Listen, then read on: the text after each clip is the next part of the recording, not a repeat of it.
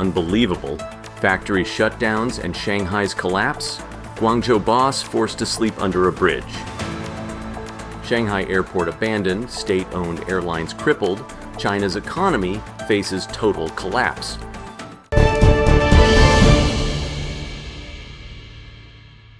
In a city once filled with opportunity, a growing number of people now find themselves struggling to survive under bridges, facing the harsh reality of China's economic collapse. As unemployment soars and businesses shutter, the dream of stability is fading fast. Today, we'll uncover the stories of those who have lost it all, and the harsh choices they're forced to make. Under the Guangzhou Bridge, a growing number of individuals are grappling with survival. Delivery workers, migrant laborers, and homeless people are among the many affected by the economic downturn in major cities like Guangzhou and Shanghai.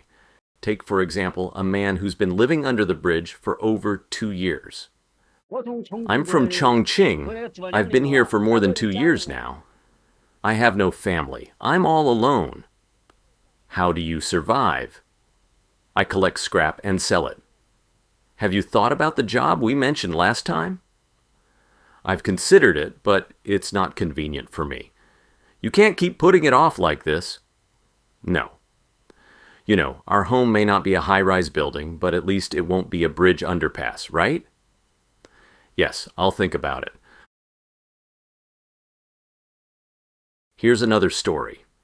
Hello? What are you doing under the bridge? I live here. Where are you from? I'm from Yancheng, Jiangsu. How did you end up here? I came here on foot. That sounds tough. How long have you been here? About a week. How long has it been since you left home? It's been around 2 months now. You're really making it difficult for yourself. No, I think this bridge hole at least provides shelter from the wind and rain. I see. Why are you boiling water? I'm making instant noodles. Is this what you eat every day? Yes. You should try to eat something more nutritious. I'll keep that in mind. How long do you plan to stay here? I don't have much money right now, so I'll stay here a little longer. As the economy continues to decline, many companies in Guangzhou have gone bankrupt.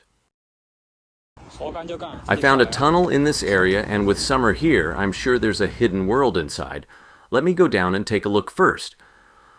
Wow, it's like a whole new world down here, you see? If I hide myself on this wall, the police wouldn't be able to find me, even if they came. You can see everything outside from just one glance.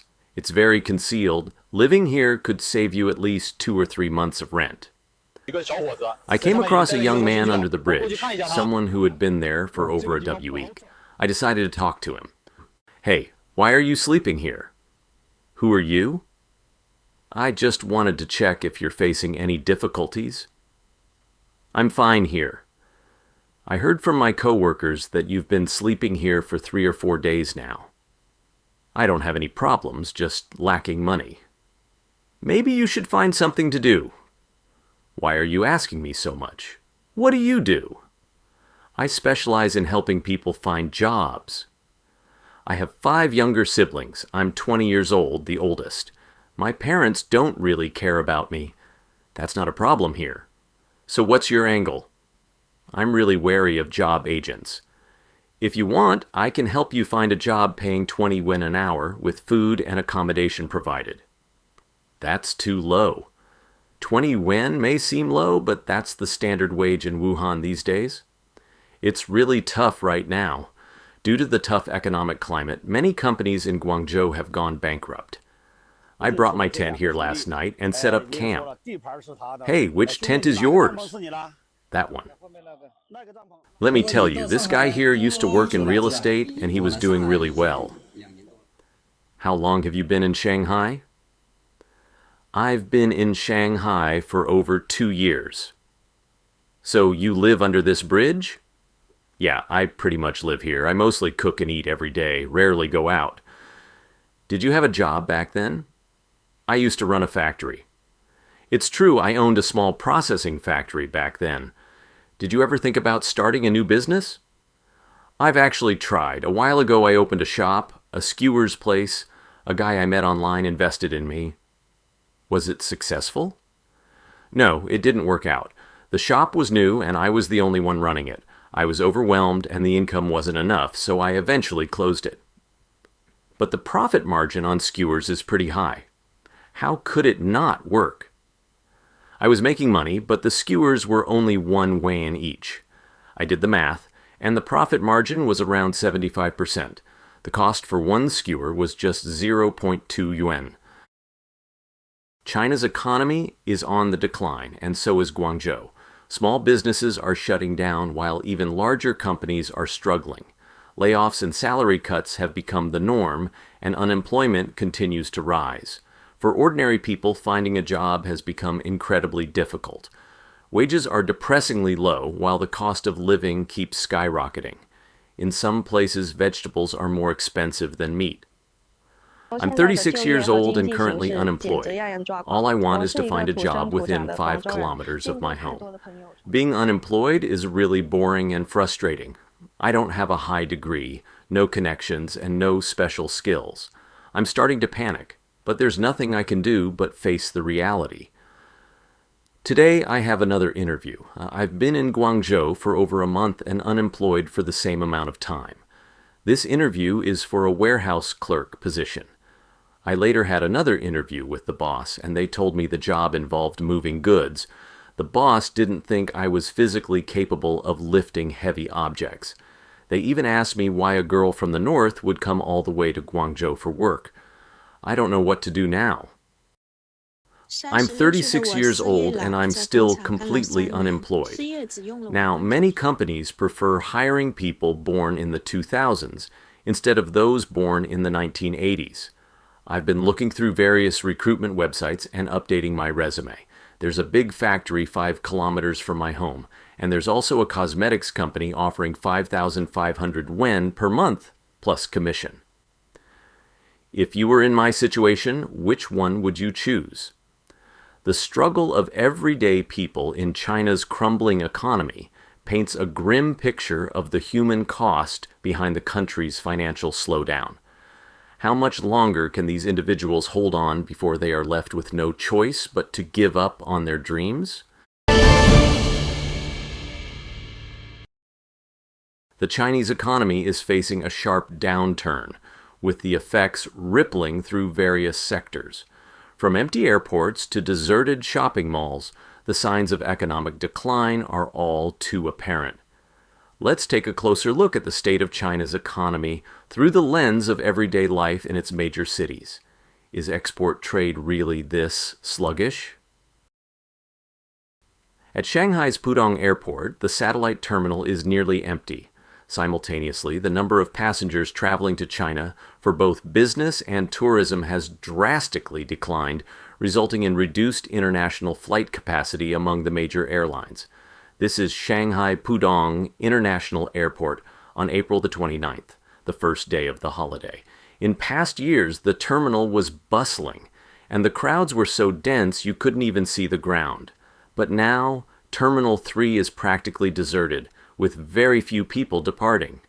It's eerily quiet here at Shanghai Pudong Airport. China's aviation industry is still struggling, with the country's 3 major state-owned airlines facing losses for the 5th consecutive year. On the evening of April the 29th, Air China, China Eastern Airlines, and China Southern Airlines all released their first quarter financial results, revealing continued and severe losses for these carriers. As we can see from the airport's emptiness, the economic struggles in China are deeply impacting the country's transportation and tourism sectors. But the challenges don't end there. In fact, they're being felt across major cities, even in places that are usually hubs of commerce. Brothers, this year's economy is really not looking good. There are hardly any people at the airport. It's empty. So I decided to fly to Tokyo, Japan, to get a closer look at the situation there. It's the same there. No one at the airport. And as for Beijing's famous Wangfujing area, my goodness, this is the upscale Wangfu Central Mall, located in the heart of Wangfujing.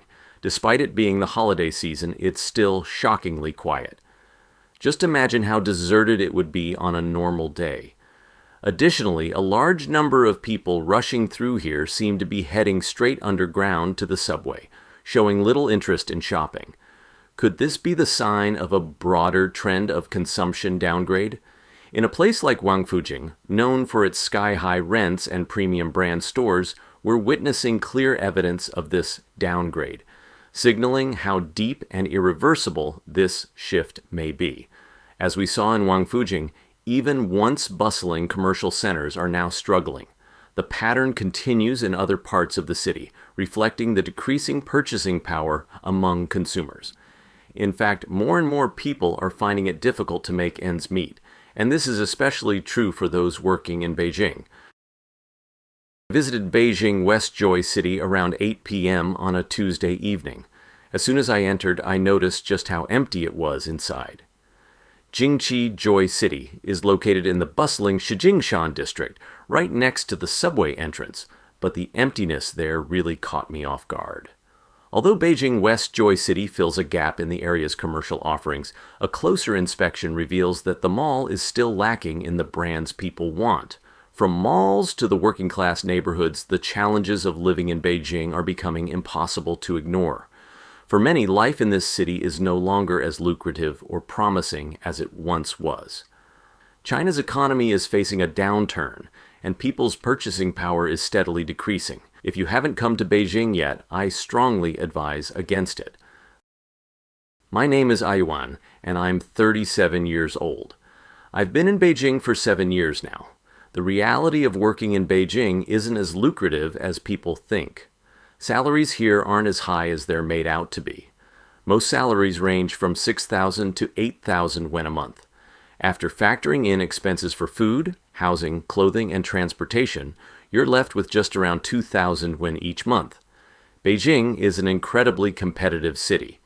In my first year here, I spent more than 3,000 yuan a month just to live in a small room of less than 10 square meters. My first job in Beijing paid me 1,500 yuan a month. I lived in a dorm with 12 other people in one room. In my second year, I moved to a new job. With no stable customers, I resorted to handing out flyers to find clients. Slowly, my income started to stabilize, and I was able to earn between 7,000 and 8,000 yuan. Every time I was paid, I would put 2,000 yuan into my savings account. I've been in Beijing for so long now, and I've never allowed myself to slack off. I usually don't get to bed before 1 a.m. As we can see from Aiwan's story, working in Beijing is far from the glamorous lifestyle many expect.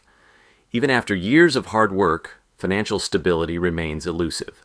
Let's dive deeper into the struggles faced by the post-90s generation, who are now finding it harder than ever to secure a decent life in this city.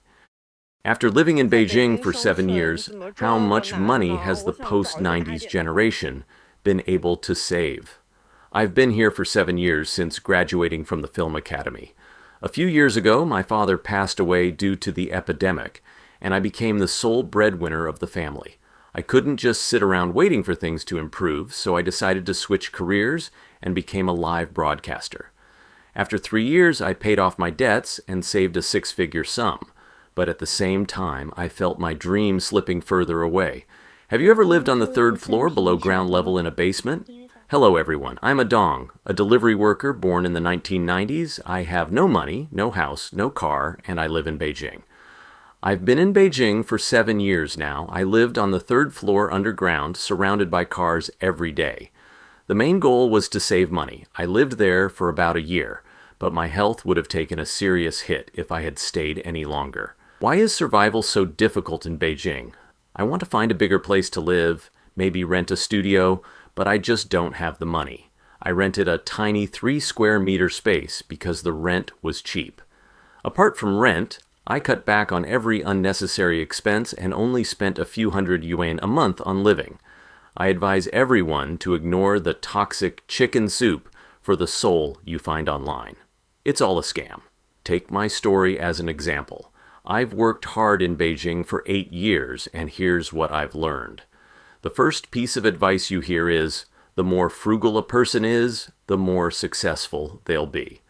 The second, money is earned, not saved, is pure nonsense. It's tough for Beijingers to even survive here. Believe it or not, many families in Beijing are just ordinary people. If someone from Beijing goes looking for a job, they might not even get hired because many companies simply don't want locals. But if the company leader is from Beijing, they might make an exception. Want to know why? The leader will tell you it's because Beijingers are lazy. You've got a house, land, and your parents have pensions, so you don't really need to work.